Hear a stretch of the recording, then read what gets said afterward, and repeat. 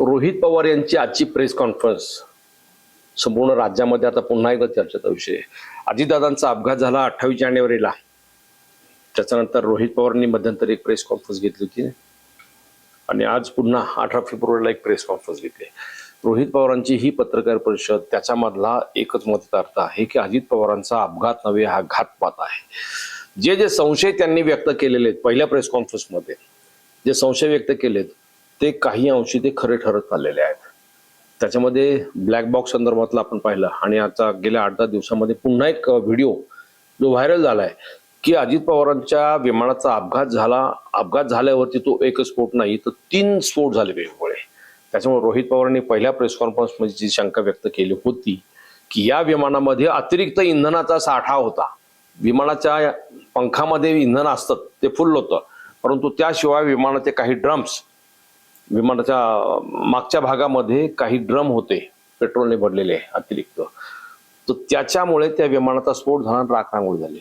आणि ह्याच्यात सगळ्यात महत्वाचा विषय जो असा आहे आजच्या प्रेस कॉन्फरन्समध्ये त्यांनी जो उपस्थित केलेला की या विमानाचा ब्लॅक बॉक्स हा अत्यंत कळीचा मुद्दा आहे की तो कोणत्याही परिस्थितीमध्ये तो जळत नाही. तो कुठेही म्हणजे समुद्रात गेला तरी त्याच्यात जे सगळं रेकॉर्ड असतं ते सुरक्षित राहतं. अक्षरशः 50 वर्षापूर्वीच्या अपघाताचे ब्लॅक बॉक्स सुद्धा समुद्र तळाशी सुरक्षित सापडले. म्हणजे त्यांनी तो मुद्दा उपस्थित केला की या विमान अपघातामध्ये ब्लॅक बॉक्स जळाला. हा कसं काय? मोबाईल सुरक्षित राहिले, कागदपत्र व्यवस्थित राहिली, मात्र ब्लॅक बॉक्स जळाला. हा जो संशयाचा मुद्दा आहे त्याच्यावरती सुद्धा त्यांनी फार इंटरेस्टिंग माहिती दिली. आणि गेल्या 10-20 दिवसामध्ये रोहित पवार यांनी त्यांच्या यंत्रणेमार्फत जी माहिती सगळी बाहेर काढली ती आज प्रेस समोर सादर केलेली आहे. त्या सादरीकरणातून एकच स्पष्ट होतं की अजित पवारांचा अपघात नव्हे हा घातपात आहे. अजित पवारांचं विमान आदळवण्यात आलं. जो वैमानिक होता, जो पायलट होता, त्याच्या बाबतीत सुद्धा त्यांनी शंका उपस्थित केली. विमानाचा जो विमा उतरवलेला होता त्या विम्याच्या बाबतीमध्ये सुद्धा त्यांनी शंका उपस्थित केली. ते विमान तसे 35 कोटी किंमत आहे, परंतु ते भंगारामध्ये 10 कोटीला कोणी घेतलं नसेल. त्या विमानाचा सगळा तो विमा आहे तो जवळपास 210 कोटीचा होता प्रवाशांसह. हे काही मुद्दे त्यांनी जे उपस्थित केले ना ते अत्यंत ठळक मुद्दे, त्याच्याबद्दलच मी आता बोलणार आहे. नमस्कार, मी अविनाश चिलेकर, पीसीबी टुडे मध्ये आपलं स्वागत आहे. रोहित पवारांची आजची प्रेस कॉन्फरन्स हा अत्यंत महत्वाचा विषय. या प्रेस कॉन्फरन्स मध्ये त्यांनी जे मुद्दे उपस्थित केले त्यात जो ब्लॅक बॉक्सचा संशय म्हणजे ब्लॅक बॉक्स विषयीचा, ब्लॅक बॉक्स आगीमुळे खराब झाल्याचं जे कंपनी सांगत असते, परंतु प्रत्यक्षात ब्लॅक बॉक्स उच्च तापमानात आणि कोणत्याही दबाव म्हणजे हवेच्या दाबाने तो सुरक्षित राहतो. पाण्याच्या तळाला, समुद्राच्या तळाला गेला तरी तो सुरक्षित राहतो. मग ब्लॅक बॉक्स आगीपासून सुरक्षित राहू शकतो, पण यांचं ह्या गोष्टीवरती निव्वळ राजकारण सुरू आहे असा त्यांचा एक संशय आहे. विमाविषयी बोललो मी तुम्हाला. विमान 10 कोटीच्या भंगारात घेणार नाही, त्याच्यात 210 कोटीचा विमा. हे कसं काय? विमानाची स्थिती आणि इंधन, विमानाची गॅरंटी संपलेली होती हा अत्यंत गंभीर मुद्दा आहे. त्यात केवळ 85 तासाचे उड्डाण शिल्लक होते तरीही ते वापरले गेले. तसे विमानाचा अतिरिक्त इंधन टाक्या त्या संदर्भात मी तुम्हाला बोललो आहोत, मग तो सुद्धा संशयाचा मुद्दा आहे. वैमानिकाचा बदल आणि पार्श्वभूमी, शेवटच्या क्षणी वैमानिक का बदलला हा त्यांनी मागच्या वेळेस एक प्रश्न उपस्थित केला, आता उपस्थित केला. आणि त्याच्यामध्ये सुमित कपूर जो वैमानिक होता मुख्य, त्याच्या अनुभवाविषयी कंपनी सांगत होती की तो अनुभवी वैमानिक आहे आणि त्याचं आतापर्यंत इतक्या उड्डाण झालेलं आहे आणि विमानात सुद्धा तांत्रिकदृष्ट्या कुठली दोष नव्हता, ते सदोष होतं वगैरे वगैरे. पण रोहित पवार यांच्या यंत्रणेने ते सगळं शोधून काढलं की वैमानिक तांत्रिकदृष्ट्या सुद्धा सदोष होतं. वैमानिक जो होता सुमित कपूर तो मद्यपान करायचा, त्याच्या संदर्भात कुठली तपासणी झाली नव्हती. त्याचं निलंबन सुद्धा झालं होतं मागच्या वेळेस, एकदा मागच्या प्रेस कॉन्फरन्स सांगितलं, आता सुद्धा तेच पुन्हा सांगितलं त्यांनी. त्याच्यामुळे त्याच्या नियुक्तीबद्दलच प्रश्नचिन्ह उपस्थित केलेलं आहे. त्याची आयत्या वेळी नियुक्ती तिथं का केली हा संशयाचा मुद्दा आहे. आणि ओव्हरऑल गेल्या 20 दिवसामध्ये तो तपास झालेला आहे. ह्या तपासाविषयी सुद्धा रोहित पवार यांनी शंका उपस्थित केली. आता काल उपमुख्यमंत्री म्हणजे अजितदादांच्या पत्नी सुनेत्राताई पवार उपमुख्यमंत्री, नंतर पार्थ पवार, नंतर राष्ट्रवादीचे प्रफुल्ल पटेल, सुनील तटकरे प्रदेशाध्यक्ष यांनी मुख्यमंत्री देवेंद्र फडणवीस यांना एक निवेदन दिलं. सत्तेत दोघेही आहेत. त्यांनी निवेदन दिलं आणि या संपूर्ण प्रकरणाची सीबीआय चौकशीची मागणी केली. पण यापूर्वी जी आतापर्यंत तपास यंत्रणा या विषयावरती काम करते, तो तपास अत्यंत संथ गतीने सुरू आहे आणि त्या तपासामध्ये कुठेतरी ढिलाई आहे ती जाणीवपूर्वक कंपनीला वाचवण्यासाठी, VSR कंपनीची आहे विमान कंपनी, त्या कंपनीला वाचवण्यासाठीच तपास पुरेशा प्रमाणामध्ये समाधानकारक होत नाही, ज्या गतीने व्हायला पाहिजे त्या गतीने होत नाही. हा रोहित पवार यांचा जो आरोप आहे तो अत्यंत गंभीर आहे. म्हणजे त्या विमान कंपनीमध्ये जे भागीदार आहेत ते कोणीतरी फार मोठी आसामी आहे, मोठा नेता आहे, आणि त्या विमान कंपनीचे जे संचालक आहेत त्यांचे आणि काही नेत्यांचे लागे बांधले आहेत. त्यांचं थोडक्यात रोहित पवारांनी स्पष्ट आरोप केलेला आहे, पण त्यांचं बोट भाजपच्या काही नेते मंडळींकडे आहे सरळ सरळ.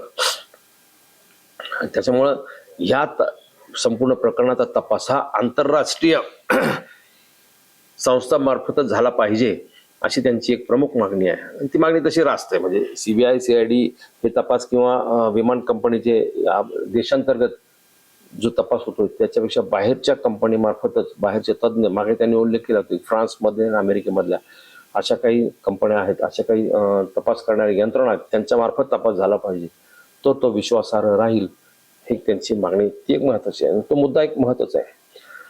विमानाच्या स्टॉल वॉर्निंग सिस्टम ज्याला म्हणतो ती बंद होती का याची चौकशी व्हायला पाहिजे अशी त्यांनी मागणी केली. आणि कंपनी सांगते ती बंद नव्हती वगैरे वगैरे वगैरे, पण तो संशयाचा मुद्दा आहे. म्हणजे ओव्हरऑल संपूर्ण त्यांनी जे आरोप केलेले आहेत ना त्या आरोपांचे मुद्दे गंभीर आहेत. या आरोपामधलं तथ्य किती वाटतं याच्या संदर्भात सहज आपण थोडी छानबीन केली. त्याच्यामध्ये त्यांनी जे आरोप उपस्थित केलेले आहेत ते तांत्रिक मुद्दे जास्त आहेत त्याच्यातले. म्हणजे आता राजकीय मुद्दे, राजकारणाचा विषय नाही हा खरं तर, पण आता काही मंडळी तो विषय राजकारणाचा सुद्धा करतायत की रोहित पवार हे जे आरोप करतायत याच्यामध्ये काही राजकीय अँगल असावा असं काही न वाटतं. पण रोहित पवारने पुन्हा पुन्हा निक्षून सांगितलं, माझे काका होते, महाराष्ट्राचे नेते होते अजितदादा, आणि त्यांच्या बाबतीत घडलेली ही घटना अत्यंत गंभीर आहे. इथे राजकारणाचा काडीचाही संबंध नाही.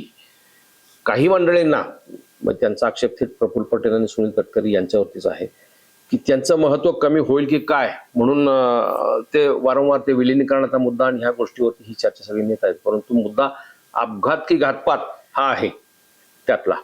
त्याच्यामुळं ह्या विषयाची सखोल चौकशी झाली पाहिजे. त्याच्यामध्ये जे तांत्रिक बाबी आहेत त्यातलं आपल्याला काही कळत नाही, त्यांनी प्रांजळपणे सांगितले. तो तपास प्रॉपर त्या यंत्रणेमार्फतच झाला पाहिजे वगैरे वगैरे. त्यांनी जे मुद्दे उपस्थित केले तांत्रिक मुद्द्यामधला एक महत्वाचा मुद्दा की ब्लॅक बॉक्सचा मुद्दा. तपास यंत्रणांनी मान्य केले आहे की विमान अपघातानंतर लागलेल्या भीषण आगीमुळे कॉकपिट व्हॉइस रेकॉर्डर ज्याला CVR म्हणतात आणि फ्लाईट डेटा रेकॉर्डर ज्याला FDR म्हणतात याचं प्रचंड मोठं नुकसान झालेलं आहे. मात्र रोहित पवार यांचा दावा आहे की ब्लॅक बॉक्स असं बनवलेलं असं ते भीषण आग किंवा स्फोटात सुद्धा ते सुरक्षित राहतं. त्याच्यामुळे तज्ज्ञांच्या मते ब्लॅक बॉक्स उच्च तापमान सहन करू शकतं. त्यामुळे तो पूर्णपणे जळणे ही बाब रहस्यमय मानली जात आहे. हा मुद्दा, तांत्रिक मुद्दा फार महत्वाचा आहे. विमानाची झेप ज्याला आपण फ्लाइंग आवर्स म्हणतो, ते रोहित पवारांच्या दाव्यानुसार विमानाची क्षमता ही 5000 तासांची असताना ते 8000 तासांपेक्षा जास्त विमान उडालेलं होतं. या मुद्द्यावर DGCA आणि VSR व्हेंचर सह सर्व खाजगी ऑपरेटर्सचे विशेष सुरक्षा ऑडिट सुरू केले आहे, जे या कंपनीच्या कार्यपद्धतीवरच प्रश्नचिन्ह उपस्थित करते. कंपनीची कार्यपद्धती, कंपनीचं विमान याच्याविषयी सगळ्या गोष्टी संशयाच्या भोवऱ्यात आहेत. नंतर त्यांच्या याच्यातला तथ्य किती आपण पाहू. प्रशासकीय आणि कायदेशीर शंका. विमा रक्कम रोहित पवारांनी उपस्थित केलेला मुद्दा की ते विमान 10 कोटीचं सुद्धा नव्हतं, त्याचा विमा आहे 210 कोटीचा.